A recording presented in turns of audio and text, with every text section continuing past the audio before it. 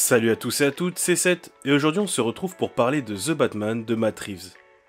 Cette fois, le film étant fraîchement sorti, on va faire une partie sans spoiler, enfin je vais essayer, et une partie où on va spoiler sans vergogne.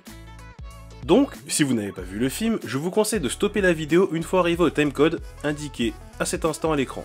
Bien évidemment, les propos qui vont suivre ne concernent que moi et mon ressenti, donc n'hésitez pas à mettre un commentaire si votre avis diffère, je serai ravi d'en discuter avec vous.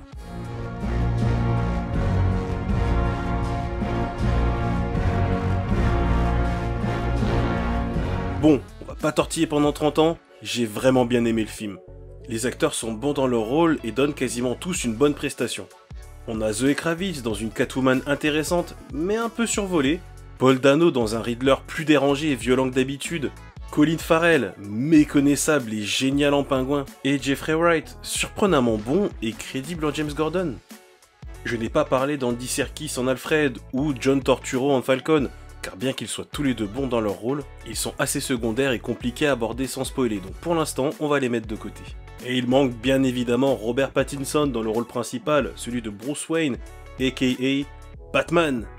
J'avoue avoir été sceptique à l'annonce de son casting, car, comme beaucoup, j'étais resté sur les films Twilight. Autant vous dire que c'était pas la meilleure impression. J'ai cependant eu l'occasion de voir d'autres films avec lui depuis, et ce serait de la pure mauvaise foi de ma part si je disais qu'il ne m'a pas surpris. Sans être un acteur incroyable, je le trouve très bon dans ses différents rôles, et The Batman n'y fait pas exception. Pattinson nous présente un Batman encore jeune, qui n'a débuté son activité que depuis 2 ans, et peine encore à trouver son rythme. Malgré un physique moins impressionnant que son homologue des comics, ou que son prédécesseur Ben Affleck, il assure quand même dans les scènes de combat et le rendu marche très bien. Sa version de Batman est excellente, on a enfin un Batman qui fait vraiment détective, ça fait plaisir à voir. Mais je reste un peu sceptique sur le Bruce Wayne. Les quelques scènes où il apparaît, ainsi que sa voix off le présentant comme fatigué et torturé, ce qui marche bien, et fait même sens quand on sait que ça fait seulement 2 ans qu'il est Batman. Mais je trouve que le côté dark emo est beaucoup trop appuyé et rend parfois le tout un peu forcé. Certains pourraient même dire qu'il faisait plus Bruce Wayne lors de l'avant-première que pendant le film, ce qui ironiquement est assez vrai, mais on verra plus tard dans la vidéo pourquoi cela fait aussi sens. Le film est long puisqu'il dure quand même près de 3 heures et de ce fait certains pourraient décrocher lors de scènes longues. Mais il prend le temps d'installer ses personnages et son univers, ce qui est appréciable. En parlant d'univers, Gotham nous est présenté de manière assez différente de ce qu'on a pu voir dans les films de Nolan, se rapprochant un peu du visuel de Batman vs Superman ou de Joker. C'est une ville sale, meurtrie et meurtrière, sublimée par la photographie de Greig Fraser qu'on retrouve dans Dune, The Mandalorian ou même Rogue One, et qui nous éblouit avec des plans magnifiques comme ceux qui s'affichent à l'écran et que vous pouvez apercevoir dans le trailer. En ce qui concerne la musique, le compositeur Michael Giacchino est efficace, et le thème du film illustre bien l'atmosphère sombre et inquiétante du film, même si je le trouve parfois un peu trop présent. En résumé, The Batman est un film qui ne plaira pas à tout le monde, encore moins à ceux qui s'attendent à un film de super-héros classique, tels que ceux du MCU, ou encore un Suicide Squad, pour rester dans l'univers de DC. Il flirte tellement avec le thriller et le film noir qu'on pourrait même se demander s'il peut vraiment être considéré comme un film de super-héros. Peut-être est-ce le renouveau d'un genre qui commençait à s'essouffler.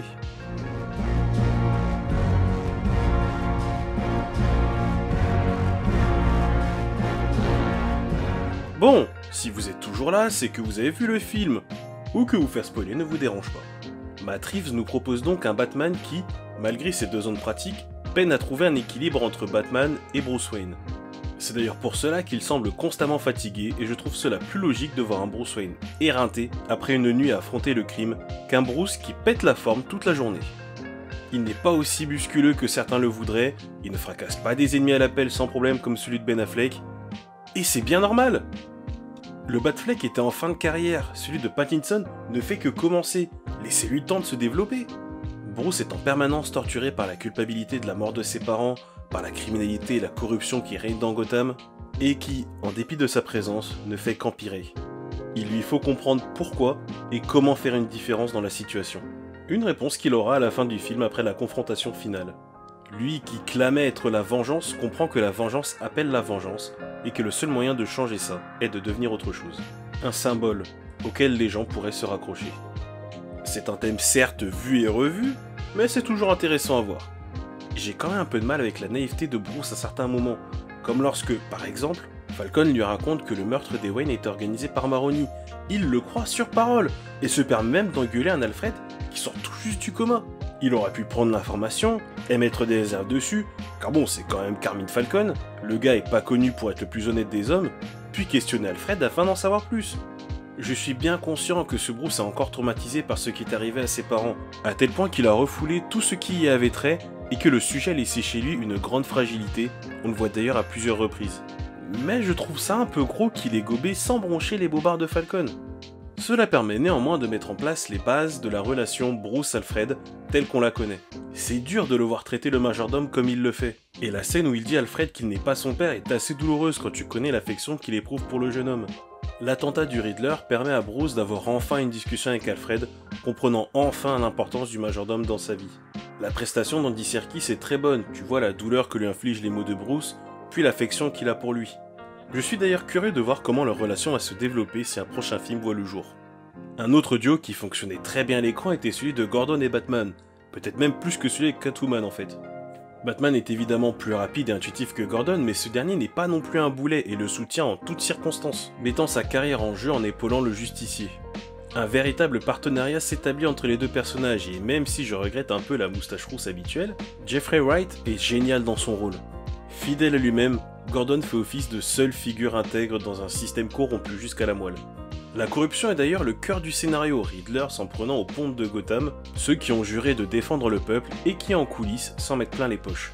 Il expose leurs secrets avec le sadisme et la cruauté d'un Jigsaw, différant fortement de son homologue papier.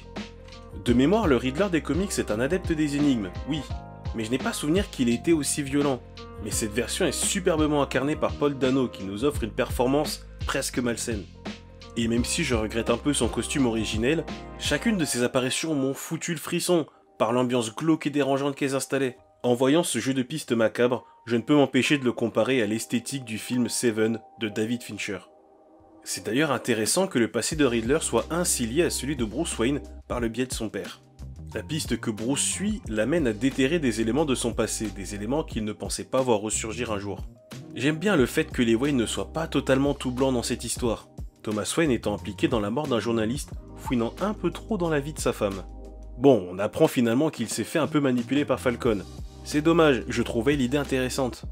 Le fait que Riddler connaisse l'identité de Batman rend leur affrontement bien plus personnel et compliqué pour Bruce. D'ailleurs, il lui dira qu'il est le seul à savoir que le masque qu'il porte n'est pas celui de Batman, mais celui de Bruce Wayne. Cette seule phrase m'a montré qu'ils ont bien compris le personnage.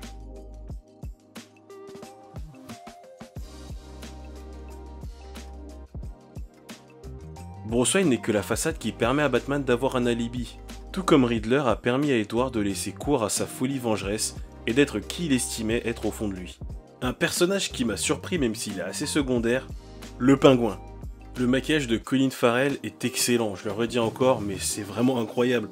C'est presque impossible de le deviner sans avoir eu l'info avant. Et même en le sachant, je n'ai pas vraiment réussi à voir les traits de l'acteur, hormis son regard, qui pour le coup est assez reconnaissable. Le personnage est également fidèle à sa version comics, que ce soit physiquement ou mentalement, c'est assez bluffant.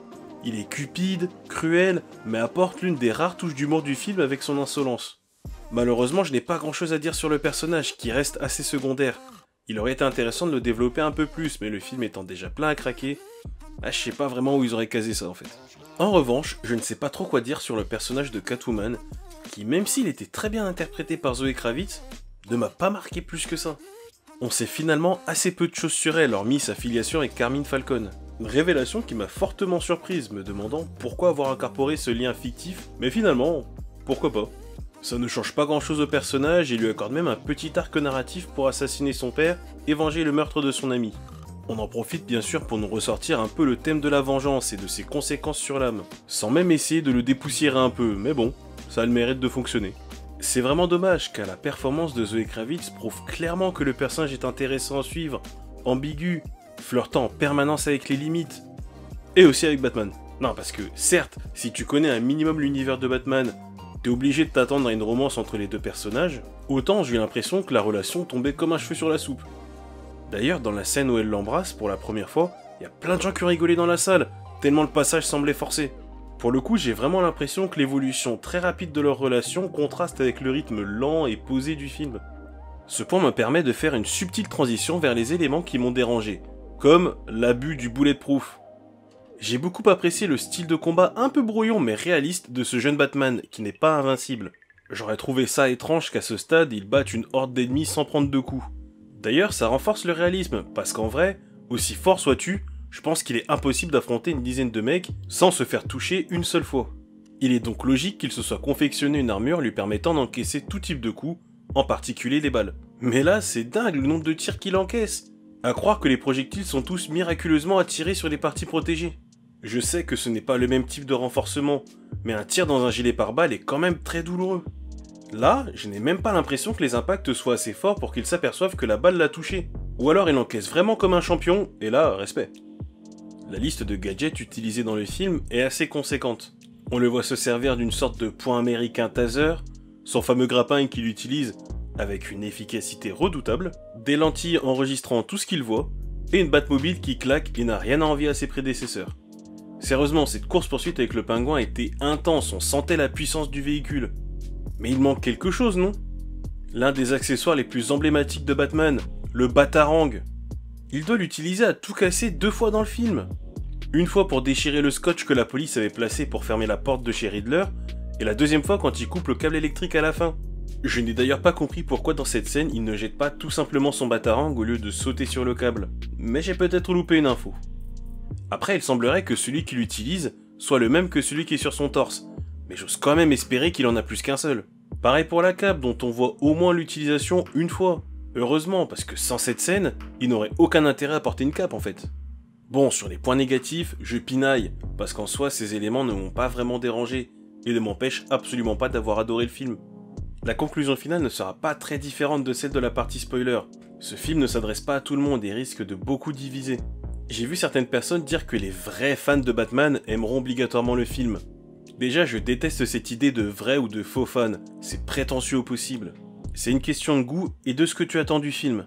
Si tu attends un thriller plus psychologique que action, comme le Joker de Todd Phillips, ce Batman devrait te plaire. Si tu veux plus un divertissement sans prise de tête comme un Suicide Squad ou un Marvel, bah y a des chances que le film ne te plaise pas, et c'est ton droit.